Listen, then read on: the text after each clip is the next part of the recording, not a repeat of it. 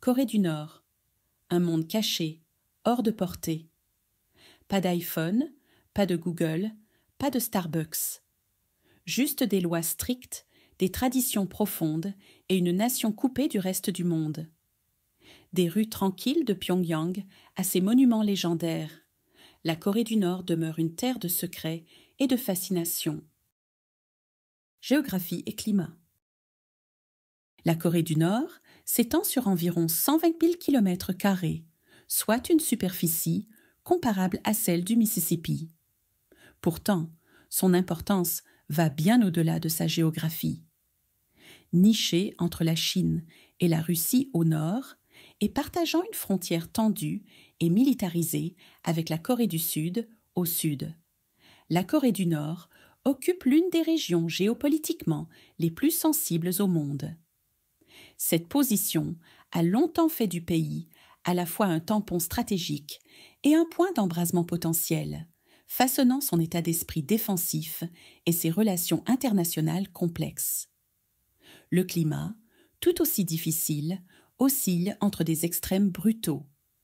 Les hivers sont rigoureux, avec des températures pouvant descendre jusqu'à moins 30 degrés Celsius, tandis que les étés apportent une chaleur et une humidité intenses. Bien que le paysage hivernal puisse paraître paisible sous un manteau de neige, la réalité est bien plus rude. Les fortes chutes de neige perturbent les transports, isolant les communautés rurales et interrompant l'acheminement de biens essentiels. Pour les agriculteurs, le sol gelé raccourcit la saison de culture et aggrave l'insécurité alimentaire.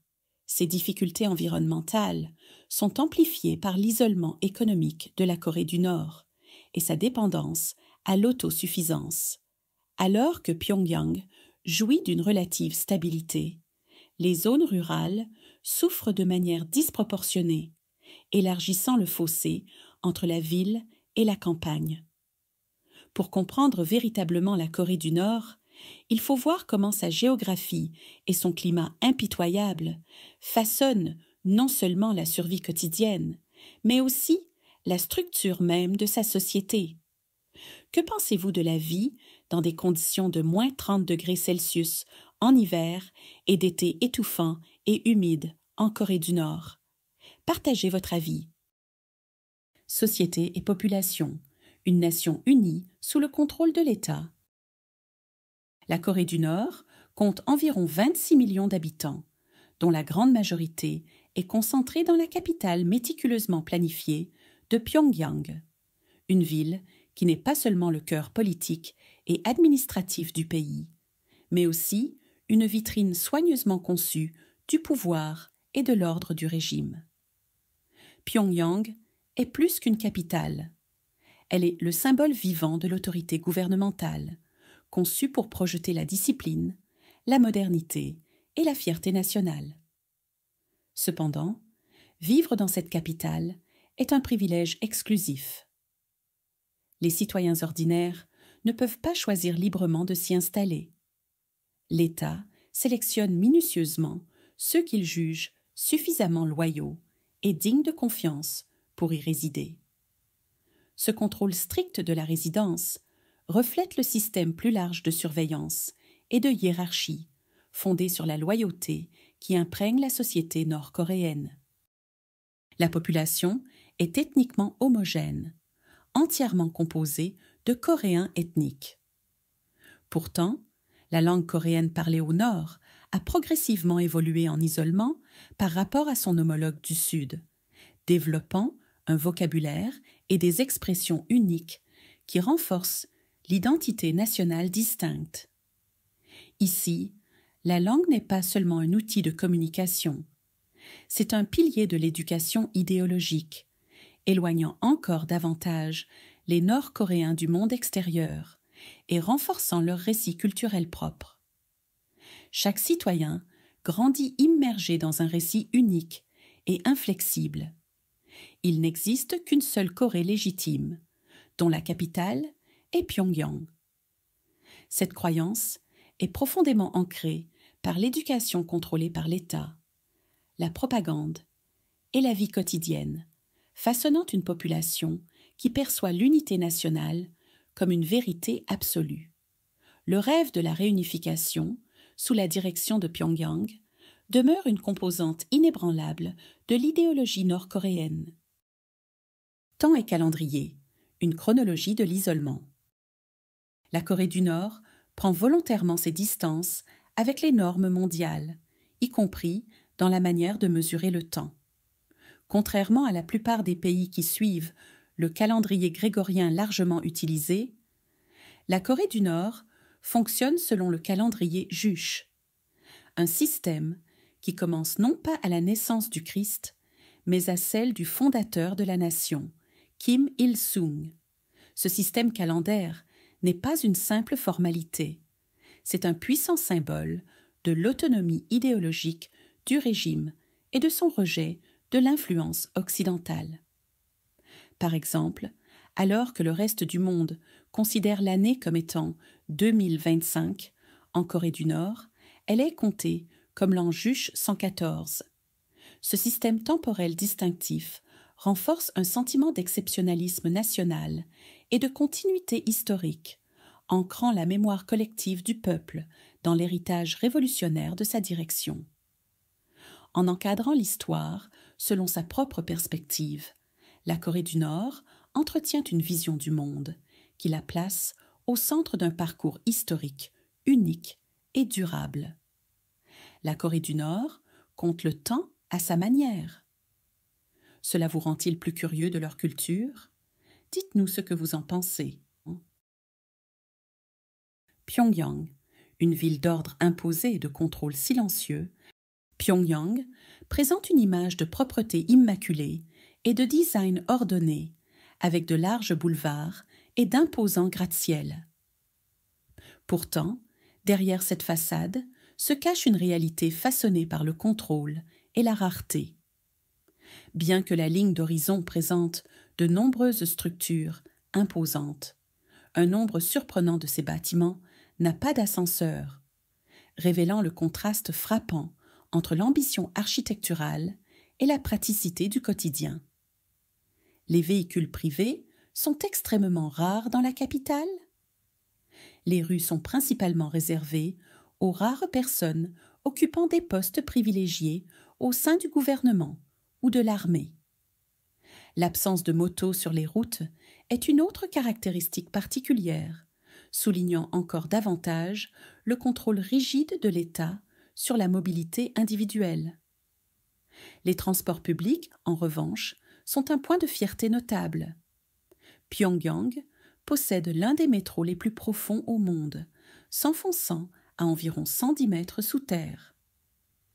Ce design à double usage sert à la fois de système de transport quotidien et d'abri nucléaire potentiel en temps de conflit. Complétant le métro, on trouve des bus à impériales, des tramways et une flotte limitée de taxis, formant un réseau strictement réglementé qui assure la mobilité urbaine tout en garantissant la surveillance des déplacements des citoyens. À Pyongyang, chaque aspect de la vie urbaine, de l'architecture au transport, reflète la vision de l'État en matière d'ordre et de pureté idéologique. La ville ne fonctionne pas seulement comme un lieu de résidence, mais comme un environnement mis en scène pour renforcer l'autorité du régime et l'uniformité de sa société. Scènes de rue, les icônes urbaines uniques de Pyongyang. Dans les rues de Pyongyang, certaines images se distinguent si clairement qu'elles sont devenues des symboles non seulement de la ville, mais aussi de l'identité soigneusement façonnée de la nation. Parmi elles, les agentes de circulation sont peut-être les plus emblématiques. Sélectionnées pour leur taille, leur beauté et leur acuité visuelle exceptionnelle, ces femmes accomplissent leurs fonctions avec une grâce qui frôle l'art de la performance. Leurs gestes méticuleusement chorégraphiés, leurs uniformes impeccables et leur prestance aux intersections en font des symboles vivants d'ordre et de discipline, offrant un spectacle rare, presque théâtral, tant pour les locaux que pour les rares visiteurs étrangers autorisés dans le pays. Ajoutant à l'esthétique militarisée de la vie quotidienne, les soldats en uniforme sont une présence courante dans les espaces publics. Cette visibilité n'est pas fortuite, mais résulte naturellement du vaste système de conscription nord-coréen. Les hommes servent généralement environ 10 ans, tandis que les femmes restent en service jusqu'à l'âge de 23 ans. En conséquence, les uniformes militaires sont intégrés au paysage visuel de la vie quotidienne, renforçant l'omniprésence des forces armées et l'accent mis par l'État sur la préparation et la loyauté. Les voitures privées, quant à elles, sont d'une rareté extraordinaire. On estime qu'il n'y a qu'environ 30 000 véhicules dans tout le pays, un chiffre étonnamment bas pour une nation de 26 millions d'habitants. L'écrasante majorité de ces véhicules appartient au gouvernement et à l'armée, laissant les citoyens ordinaires dépendants des transports publics ou de la marche à pied. Cette rareté des véhicules personnels n'est pas simplement une réalité économique, mais le reflet d'une politique étatique qui contrôle étroitement la mobilité individuelle et privilégie la propriété collective sur l'individuel. Une économie planifiée centralement, rare et résiliente. La Corée du Nord demeure l'une des rares nations au monde à s'engager fermement dans une économie centralisée et planifiée. Un modèle que la plupart des pays ont abandonné depuis des décennies. Dans ce système, le gouvernement exerce un contrôle quasi total sur la production, la distribution et les prix, laissant peu de place à l'initiative privée ou aux mécanismes de marché. Fait remarquable, le logement, les soins de santé, l'éducation et les services publics sont entièrement gratuits.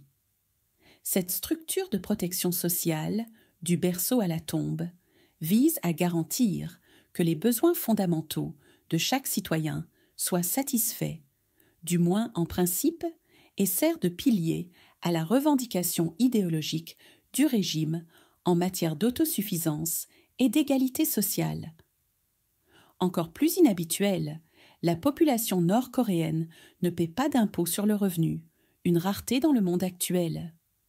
Pourtant, cette existence sans impôt est paradoxale.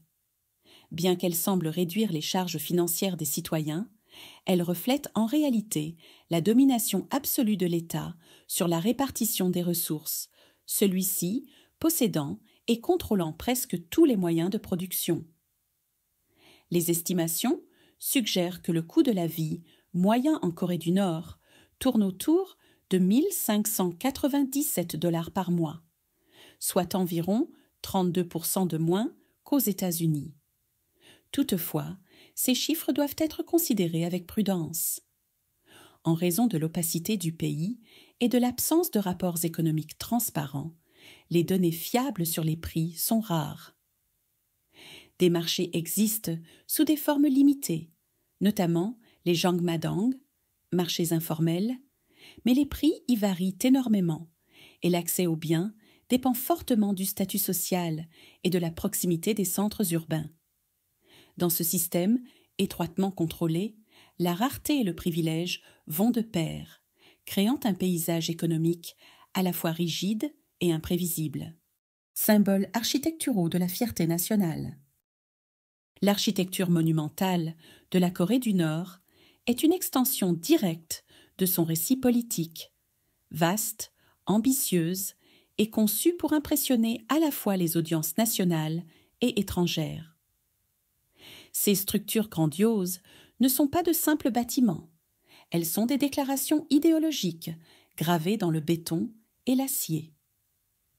Prenons par exemple le stade du 1er mai Rongrado à Pyongyang, qui peut accueillir jusqu'à 150 000 spectateurs, ce qui en fait le plus grand stade du monde en termes de capacité.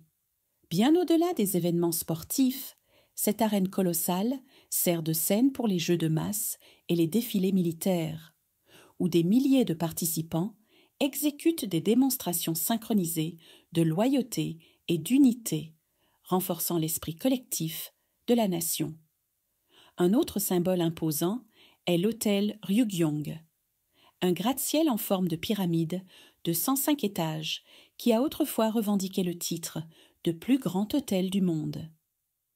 Sa silhouette futuriste et distinctive domine la ligne d'horizon de Pyongyang, bien que son histoire de construction longue et chaotique en ait fait une curiosité mondiale. Destiné à projeter une image de modernité et de compétences techniques, le bâtiment reste un témoignage des grandes ambitions de l'État, même face à des défis pratiques. Non moins important est la place Kim Il-sung, lieu central des défilés et cérémonies d'État les plus importants en Corée du Nord.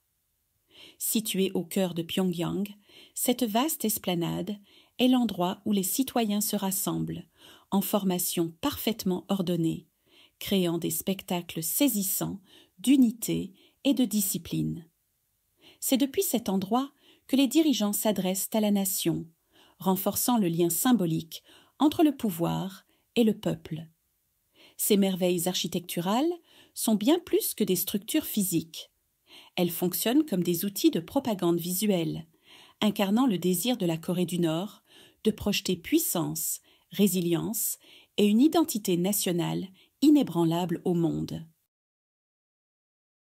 Culture et festival, célébration collective de loyauté et d'héritage.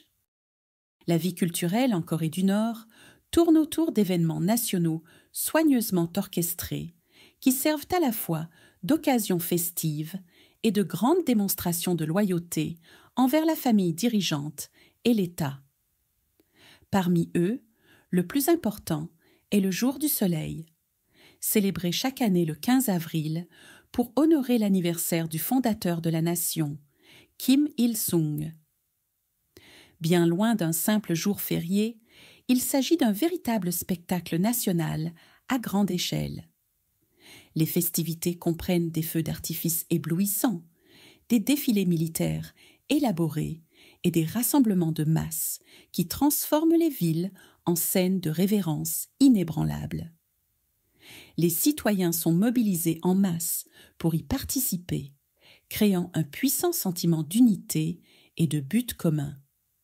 Tout aussi remarquable est le festival Arirang, reconnu mondialement comme la plus grande performance de gymnastique de masse au monde, impliquant plus de 100 000 participants. Cet événement minutieusement chorégraphié est bien plus qu'une démonstration athlétique. C'est une expression vivante de l'identité collective. Chaque mouvement, chaque formation est conçu pour raconter les récits de l'histoire du pays, ses réussites et ses ambitions futures. Depuis les gradins, la vue de milliers de personnes se déplaçant en parfaite synchronisation est à la fois envoûtante et symbolique, mettant en valeur l'accent mis par la nation sur la discipline et l'harmonie. Le calendrier culturel nord-coréen rend également hommage aux fêtes traditionnelles, notamment le Nouvel An lunaire et le Festival des lanternes, lorsque des centaines de lanternes, vivement éclairées, s'élèvent dans le ciel nocturne. Ces célébrations, bien qu'ancrées dans l'héritage coréen, sont imprégnées de messages étatiques, mêlant coutumes anciennes et expressions idéologiques modernes. Elles offrent un rare moment de couleur et de joie dans une société autrement marquée par un ordre rigide, rappelant aux participants comme aux observateurs les courants culturels durables sous la surface du contrôle étatique.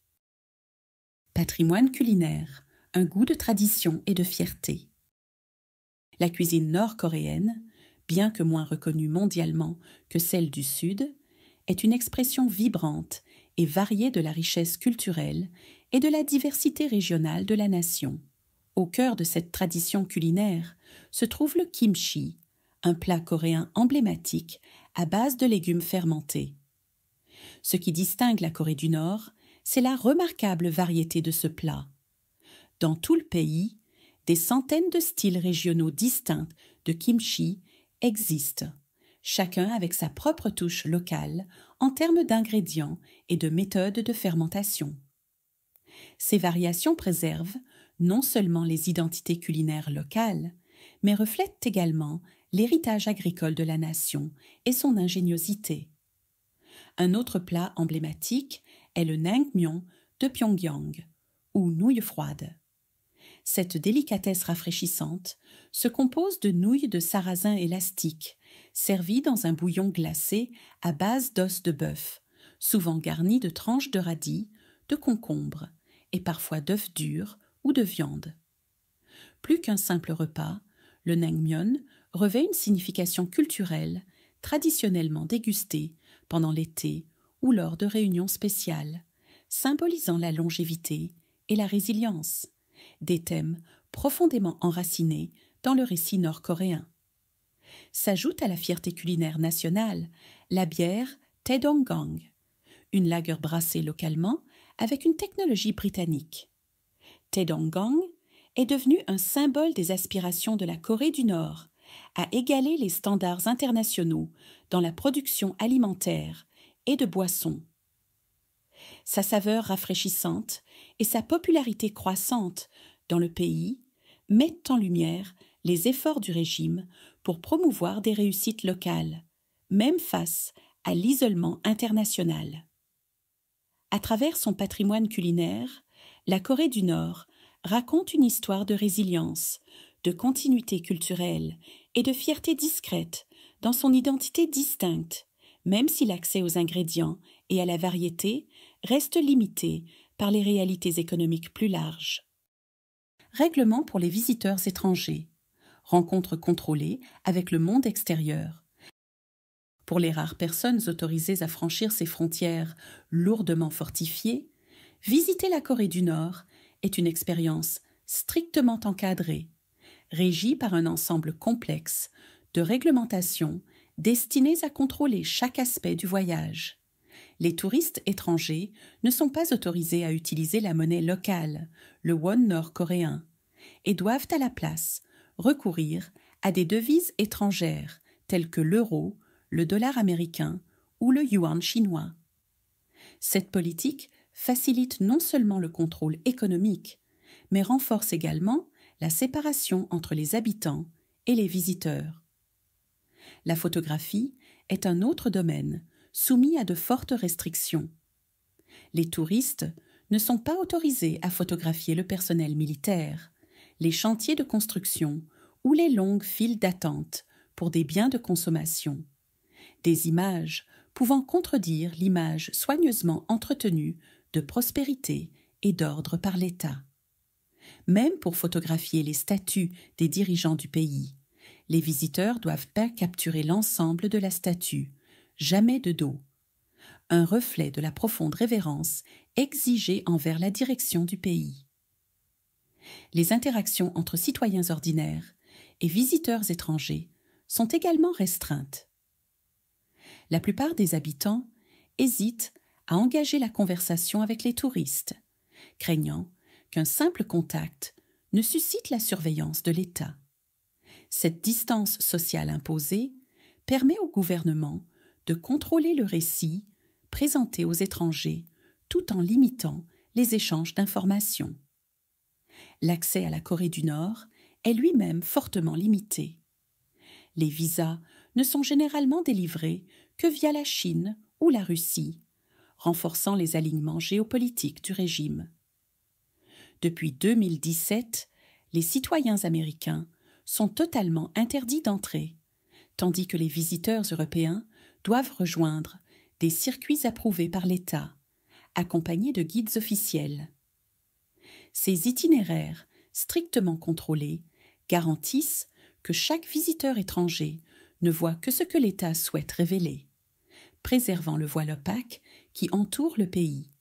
Visiter la Corée du Nord est moins un voyage d'exploration qu'une immersion dans une exposition vivante du pouvoir étatique, où chaque pas est chorégraphié et chaque perspective soigneusement cadrée. La Corée du Nord ressemble à un monde à part, fermé, strictement contrôlé, profondément enraciné dans un système centralisé d'un autre temps. C'est une terre à la fois mystérieuse et disciplinée, où chaque pas demande une préparation minutieuse et un respect total des règles. Si vous êtes curieux de découvrir ce pays caché, suivez-nous pour lever davantage le voile sur ces frontières fermées.